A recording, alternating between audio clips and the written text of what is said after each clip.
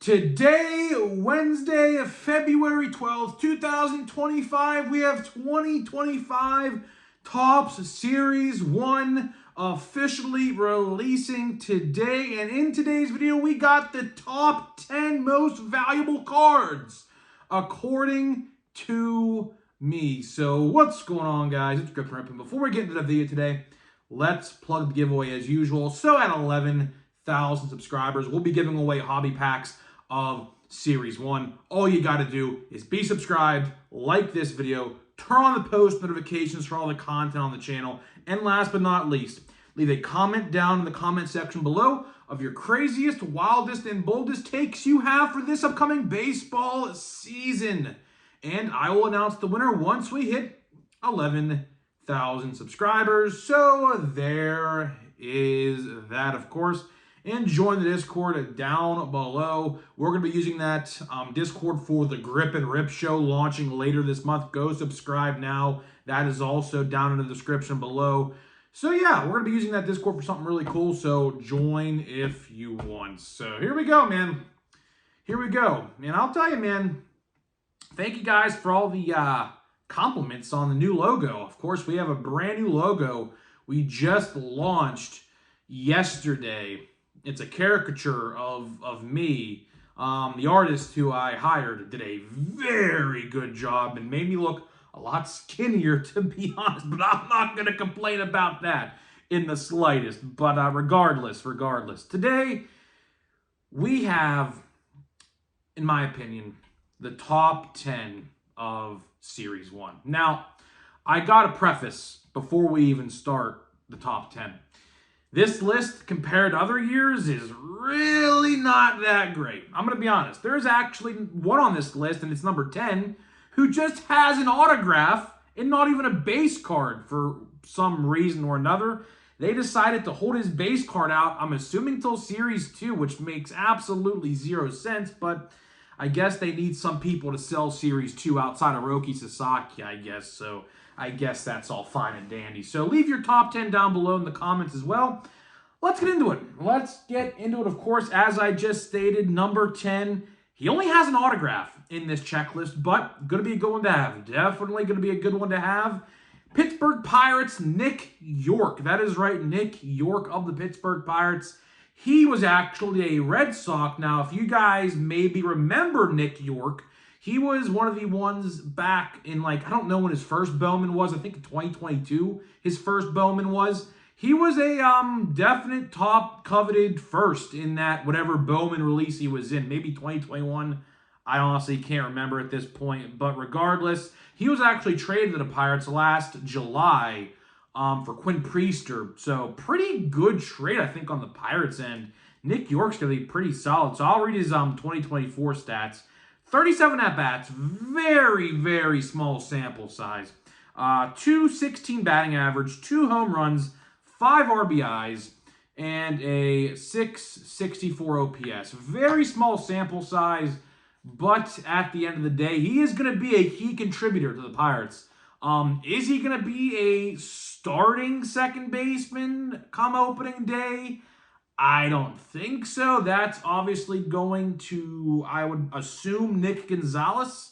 But if Nick Gonzalez does get hurt some point throughout the year, I assume Nick Yorke will take that spot. Nick Yorke is definitely a promising prospect. I think he'll be on the opening day roster as a bench or a utility position. He can play some other positions as well. So if, like, for example, Nick Gonzalez needs an off day, then Nick Yorke can go out there and, play second base if need be. So he will definitely make the opening day roster. And I have to say again, he only has an autograph. One reason or another, I genuinely have no idea. But I guess we'll have to wait until Series 2 to get his stuff. And with that being said, I don't want to get too far in depth with 2025 Topps later down the line. But let me ask you something. If Nick Yorke is going to be in Series 2, what does that mean for all the players getting called up on opening day? What does that mean for players like Roman Anthony or Bubba Chandler, who are definitely going to have rookie cards some point throughout the year? Definitely looking to be again, just got to wait and see, though. Got to wait and see him play at one by ear. So, number 10, Nick York. Number 2, we're going to Cleveland. We're going to, and I'm going to botch this name, so please forgive me. We're going to Jericksy Noel. I completely botched his first name, but, Mr. Christmas, I know, or Big Christmas, is his nickname, so that's why he is very familiar to me. But either way, last year, 179 at-bats, 218 average, 13 home runs, 28 RBIs, and a 774 OPS. Pretty good. Pretty solid, if I do say so myself. I think he'll have a decent role this year with the Guardians. Just really don't know. There's a lot of questions, per se, with a lot of these guys. As you'll notice on this list, there's a lot of guys in this list who are genuinely, like, quote-unquote, unproven. But again, these guys are rookies. They have a lot of time to develop. They're very young. A lot of these guys are like 22, 23 years old, somewhat similar to my age, but they have a lot of time to prove themselves. So, just because someone has a bad stat or two, that doesn't necessarily mean they're going to be terrible. Got to give them time. Got to give them time to develop. So, number 9 is Big Christmas. Number 8, we're going to Baltimore. We're going to one of only, I believe, 2 pitchers on this list. We have 2 pitchers on this list, and this is one of them. Cade Povich. Cade Povich of the Baltimore Orioles is on this list. Pretty highly considered prospect. Very high up there. Didn't have the best year last year, but again, you got to give these time. You got to give these guys time to develop. Cade Povich, 3-9 last year. 3-9, a 5.20 ERA, 79 innings pitched, 69 strikeouts, and a 1.43 whip. So you got to give these guys time to develop. I wouldn't write him off by any stretch of the imagination. Again, we'll have to wait and see what happens with him. But regardless, I do think he will most likely start the year in AAA. I could be wrong on that. But in my opinion, I think we're going to see him in AAA. You probably will see him at some point in the majors this year, just depending when, again. Or if he has a good camp, if he has a good spring training, you could probably see him on the opening day roster. I wouldn't put that out of the question at all. So we'll have to wait and see. Next, we are going to Connor Norby. Connor Norby also makes this list at number 7. Connor Norby, 178 at-bats. He got a 236 average last year, 9 home runs, 21 RBIs, and a 732 OPS. Honestly, I could have easily put him higher on this list, at least one higher. I was actually contemplating on putting someone, I was contemplating actually on switching number 7 and 6. That could have easily happened. I could have definitely done that. But either way, Connor Norby's going to be pretty good this year. I mean, he's going to be pretty good. I mean, the Marlins, what can I say? What can I say about the Marlins? They're rebuilding. They're rebuilding, let's put it that way. And, there's going to be some bright young talent on that team, and he is definitely going to be probably the best and brightest young talent on that team. I would assume so. So, either way, number 7. Number 6, we are going to Cincinnati. We're going to Rhett Lauder. Rhett Lauder is number 6 on this list. The highest pitcher on this list. Like I said, there was 2 pitchers. He is the second one. 2-2, a 1.17 ERA, 30 2/3 innings pitched. We have 22 strikeouts with a 1.27 whip. Call me crazy. At the end of the year, I think the Reds are going to have their new ace. Now, he's not going to be in the 1 slot instantly. I would assume that's going to go to Hunter Green, obviously. But at the end of the year, I do think Rhett Lauder going into next year, so 2026, I do think Rhett Lauder might become the ace of the Cincinnati Reds, and that's pretty solid for them because they need a good pitching staff. Hate to say that, obviously, because as you see the jersey I'm wearing here, but I do think Rhett Lauder will be, I would assume, their number one guy at the end of the year. So I would definitely collect his stuff. I know some of you guys don't like to collect pitchers and things like that. But pitchers, depending on who it is, obviously, obviously last year we had a super phenom in Skeens last year. Rhett Lauder's pretty solid. Rhett Lauder's pretty solid. I would definitely collect his autographs, relics, whoever or whatever else is in the release. Number 5, we're at the halfway point of this video, and we are going to Brooks Lee. Brooks Lee is number 5 on this list for the Minnesota Twins. Brooks Lee last year, 172 at-bats, 221 average, 3 home runs, 27 RBIs, and a 585 OPS. Again, not the greatest stat line of all time, but again, a lot of these guys are just too young and they have to get, acclimated to the league. Like last year, Jackson Holliday. Jackson Holliday is a good example of this. Sometimes these prospects, or like Henry Davis is another very good example for my Pirates. Sometimes these highly coveted prospects get called up and they just don't translate to the big leagues that well right off the rip. Sometimes they do, like a Jackson Chourio or a Jackson Merrill or a Paul Skeens, but sometimes you have guys like Brooks Lee or Henry Davis that just don't translate that well to the big leagues at first. And I do think Brooks Lee's going to pick it up this year. Will he make the opening day roster? Well, I would say yeah. I think he will. Depending on the camp, obviously, that he has going into spring training. Obviously, spring training actually starts today. Officially, pitchers and catchers that all teams report today, if they already haven't. So regardless, I do think Brooks Lee's going to make the opening day club, and we'll see what happens. We'll definitely see what happens down the line with Brooks Lee. Number 4, we're going to definitely one of my favorites.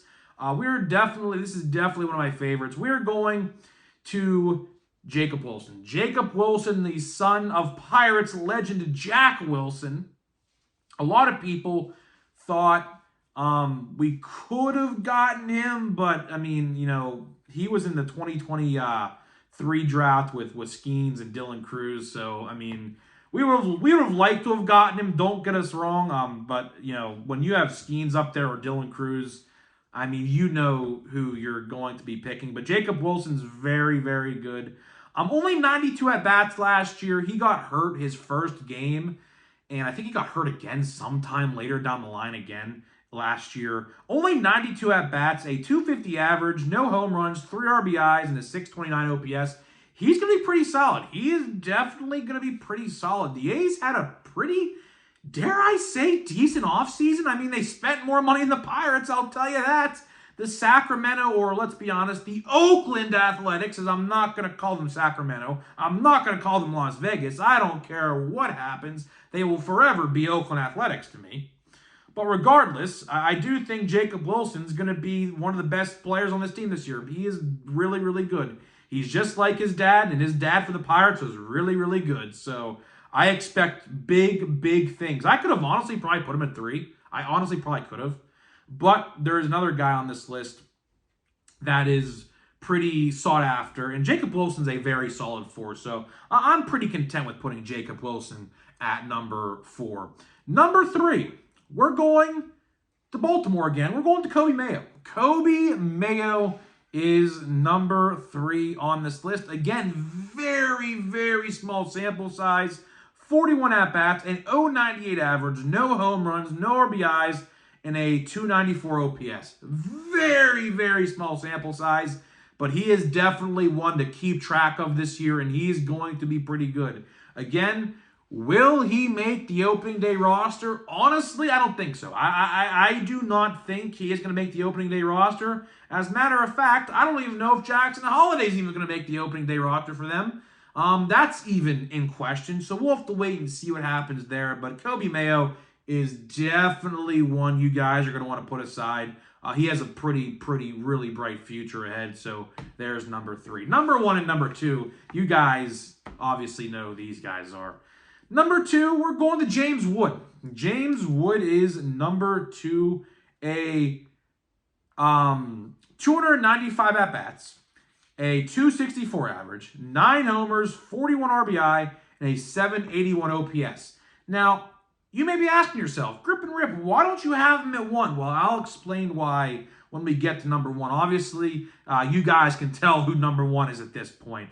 But either way, James Wood is number 2.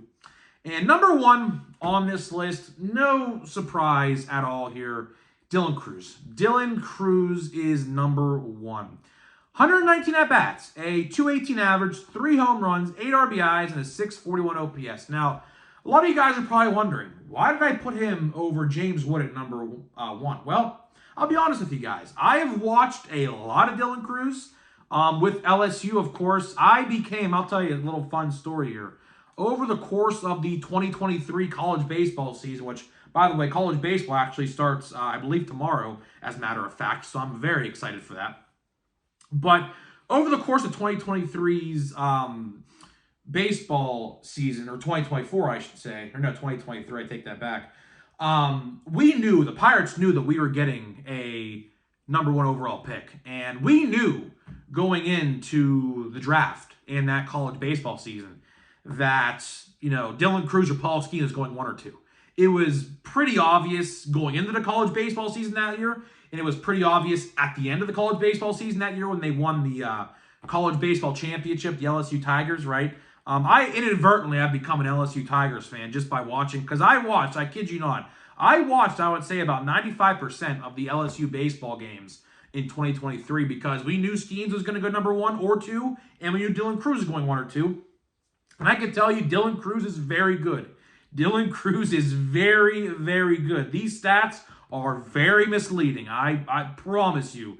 That's why. But James Wood's still very good, though. Don't get it twisted. James Wood is still very good. I like to give this comparison a lot. He is going to be the Robin to Dylan Crews' Batman. The same way I say with Bubba Chandler and Paul Skenes.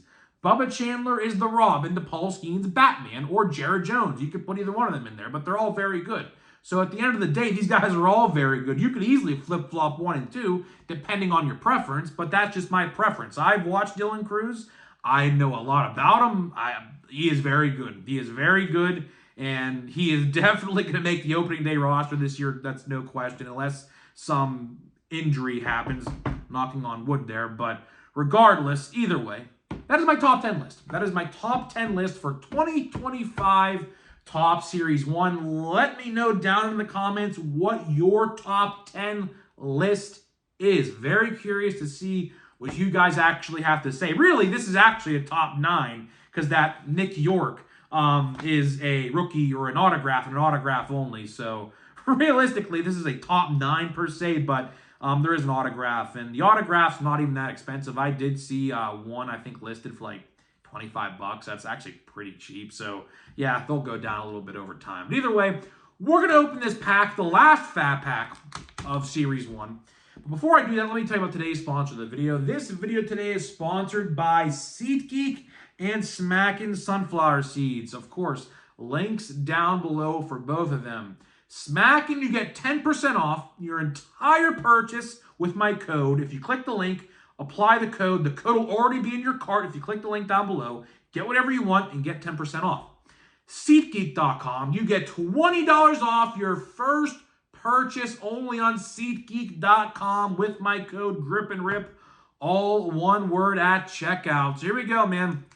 Here we go. The last fat pack of Series 1. And honestly, I'm kind of happy about it. I'm kind of happy about it because we have not pulled a numbered card. We have not pulled anything. I will say, hangers do look to be bangers. I will say, if you can get some hanger boxes, which, by the way, you could do that down below. I have a product tab, and if you buy with that link, I do get some commission for it, so that would be nice of you if you can. It doesn't come out of your pocket. It comes out of the company's pocket that has the product, but hangers do look to be bangers. I've watched a lot of hanger boxes, and they look pretty solid. Easily the best retail format. Jumbos as well look very solid.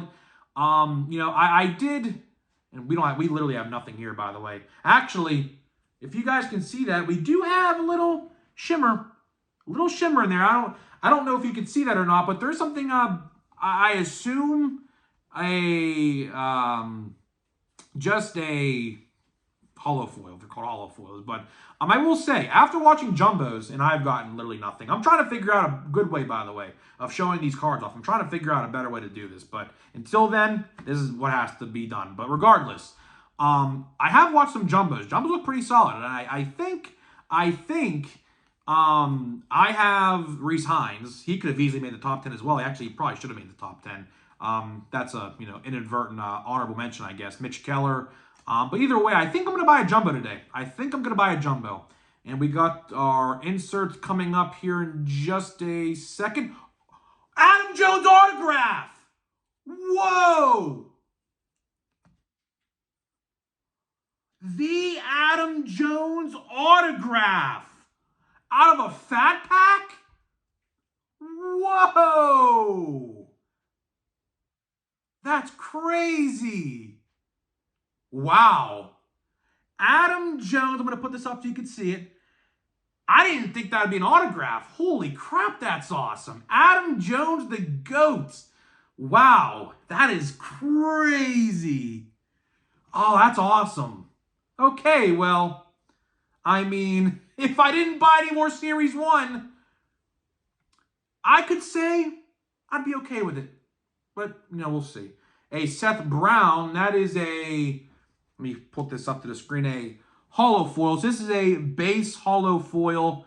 Nothing too exciting. These will be found on eBay for relatively cheap. I'm going to try to get all the base ones, that is. Now, there are different colored ones as well. So I can't believe I put an autograph. We have a Nacho Alvarez 90. In our Stars of Baseball, of course, we have a J-Rod and Brooks Lee. Okay, so Brooks Lee, I'll take it. The first Brooks Lee I pulled, and honestly, after that, all the rest that I pull, not going to be really caring for. But either way, wow. Okay. I guess we saved the last fat pack, which was the best. Adam Jones autograph. That is awesome. That is awesome. So, okay. You know what? Fine. The Topps baseball gods have blessed me with a good autograph. He was a beast back in the day. He was really good back in the day. Not Hall of Fame, I don't think, but he was very, very good. And that's I like that card. That's a very cool card to have. So that's definitely going to go in the PC for sure. But either way, guys, that's it for the video. That's it for the video. Let me know down in the comments your top 10, and I'll see you guys in the next one.